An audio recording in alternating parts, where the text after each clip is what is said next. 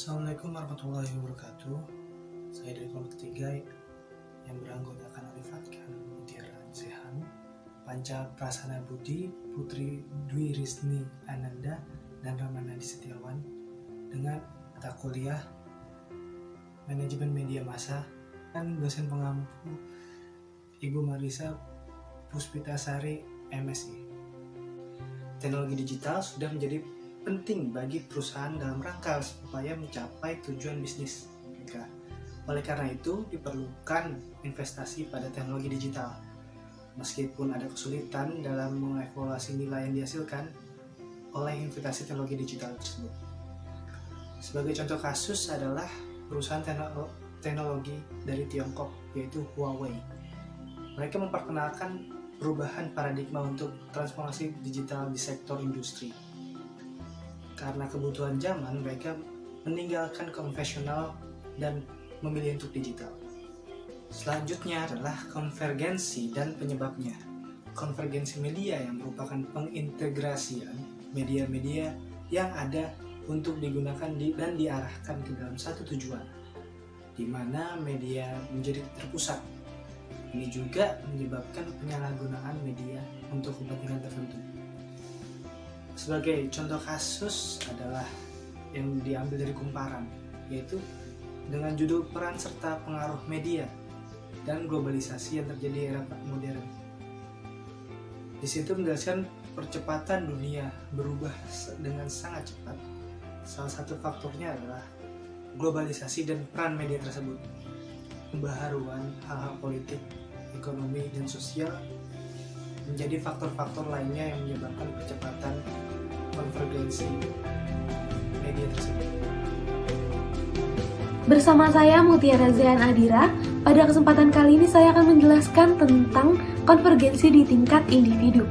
Konvergensi sendiri adalah integrasi progresif yang bertujuan untuk mempermudah distribusi digital. Konvergensi antara teknologi digital dan proses jurnalisme dapat mengubah bentuk jurnalisme. Alat digital memungkinkan munculnya bentuk baru bercerita dengan menggabungkan format konten yang berbeda seperti menggabungkan teks, video, gambar, suara, grafik, dan juga umpan konten yang berbeda, misalnya konten dari profesional dan dari para pengguna media itu sendiri. Contoh kasus yang saya masukkan ke dalam subbab ini adalah berita berjudul Menyambut Era Sistem Transportasi Cerdas di Indonesia dan jurnal berjudul Konvergensi Antara Resource Mobilization Theory dan Identity Oriented Theory dalam Studi Gerakan Sosial Baru. Hal kedua yang akan saya jelaskan adalah software memakan media. Software adalah perangkat lunak atau program yang berfungsi untuk melakukan kontrol seperti aplikasi dan sistem operasi. Kemajuan teknologi dapat mengganggu sektor media karena lama-kelamaan dapat menggantikan peran media di masyarakat. Contoh kasus yang saya masukkan ke dalam subbab ini adalah berita berjudul Qualcomm Asus mau bikin ponsel gaming baru dan jurnal yang berjudul Media Pembelajaran Berbantuan Software Swissmax Berkualitas. Hal terakhir yang akan saya jelaskan adalah teknologi dan strategi. Perubahan teknologi selalu hadir di bidang media dan kebutuhan untuk beradaptasi dengan hal ini telah menjadi persyaratan strategis yang telah lama ada. Contoh kasus yang saya masukkan ke dalam subbab ini adalah edukasi keamanan digital dan pemulihan ekonomi nasional apa hubungannya, dan jurnal tentang PT Adira Multifinance yang merupakan perusahaan pembiayaan non-bank atau multifinance. Lalu, subbab selanjutnya tentang teknologi organisasi akan dibawakan oleh teman saya bernama Panca Prasana Budi. Teknologi organisasi mendorong kemajuan teknologi, biasanya dalam bentuk mempromosikan pembentukan kelompok digital organisasi. Teknologi dalam organisasi dapat diartikan sebagai gabungan antara pengetahuan dan keterampilan. Selanjutnya, ada transisi teknologi dan desain dominan. Konsep transisi teknologi adalah proses di mana hasil penelitian dasar dan terapan dimanfaatkan oleh reseptor. Mereka juga memiliki strategi yang luar biasa, karena mereka dekat dengan munculnya desain yang mendominasi. Hal ini biasanya mensintesis aspek inovasi teknologi sebelumnya dan memberikan dasar untuk standarisasi yang memungkinkan pembentukan skala ekonomi. Berikut adalah contoh kasusnya. Digitalisasi UMKM, harapan perekonomian pasca pandemi. Berita ini berisi tentang DPR RI yang terus mendorong UMKM jadi sumber pertumbuhan ekonomi baru pasca pandemi. Contoh kasus yang kedua yaitu digitalisasi dalam dunia bisnis sebagai kunci untuk bertahan di tengah pandemi. Materi selanjutnya yaitu jenis perubahan teknologi akan dibacakan oleh teman saya yang bernama Putri Dwi Risni Ananda. Dengan saya Putri, kita akan membahas mengenai jenis perubahan teknologi yang biasanya didasari oleh beberapa inovasi. Yang pertama, ada inovasi inkremental, yaitu jenis perubahan teknologi yang berkembang sedikit demi sedikit secara teratur. Yang kedua, ada inovasi terputus-putus, yaitu sebuah produk baru diluncurkan yang sama sekali berbeda dari sebelumnya. Yang ketiga, ada inovasi yang mengganggu, di mana menciptakan pasar baru yang mengganggu pasar sudah ada. Keempat, ada inovasi arsitektur, yaitu mengambil pengetahuan teknologi sistem sebelumnya dan menerapkannya di pasar yang berbeda.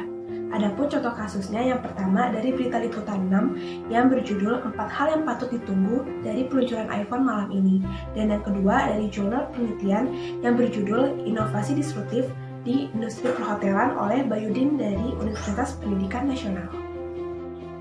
Inersia dan kelembaman. Inersia biasanya diartikan sebagai suatu gaya yang menghentikan suatu benda untuk terus bergerak. Kelembaman inilah yang menghentikan organisasi untuk mendapatkan keuntungan dari peluang yang disajikan oleh teknologi baru, karena adanya penolakan dan sulit untuk keluar dari jebakan masa lalu. Adapun faktor-faktor dari inersia, yang pertama ada faktor yang berwujud, seperti bangunan, pabrik, dan mesin. Yang kedua, ada semi berwujud, seperti keterampilan dan juga kinerja. Dan yang terakhir, yang tidak berwujud, seperti keyakinan bersama dan juga asumsi budaya. Adapun contoh dari faktor-faktor inersia ini, yang pertama dari berita yang ditampilkan di Kompas, berjudul Startup Co-op Koperasi Generasi Milenial. Yang kedua dari jurnal penelitian dinamika psikologis dalam perubahan organisasi yang ditulis oleh Ida Rahayuningsih dari Universitas Muhammadiyah Gresik. Untuk materi selanjutnya mengenai unit analisis baru akan disampaikan oleh teman saya, Ramli Setiawan. Ya, materi selanjutnya adalah unit bisnis baru sebagai solusi inersia dan jalan menuju inovasi, yang dimana biasanya sebuah institusi sulit untuk mengelola dua model bisnis yang berbeda, dan solusinya adalah dengan menciptakannya ruang organisasi baru di dalam institusi tersebut. Baiklah, selanjutnya adalah ambidexterity organisasi menggabungkan antara eksplorasi dan juga eksploitasi, yang dimana ambidexterity ini adalah suatu kemampuan yang sekaligus untuk dapat mengeksploitasi suatu kemampuan yang ada dan mengeksplorasi peluang baru di dalam sebuah bisnis. Eksploitasi adalah berfokus kepada penyampaian dan penggunaan kembali untuk sebuah produk ataupun proses sumber daya yang ada. Sedangkan eksplorasi itu adalah suatu kemampuan untuk dapat mengeksplor dalam keadaan apapun. Oke, baiklah, untuk materi terakhir itu adalah membawa bisnis baru eksplorasi kembali ke dalam in-house. Menurut Silicon Valley, mereka percaya bahwa inovasi membutuhkan otonomi dari banyak pihak. Banyak yang percaya bahwa pada titik tertentu bisnis baru yang inovatif perlu diintegrasikan kembali sampai batas tertentu. Dan berikut ini adalah contoh kasus beserta dengan jurnal-jurnalnya.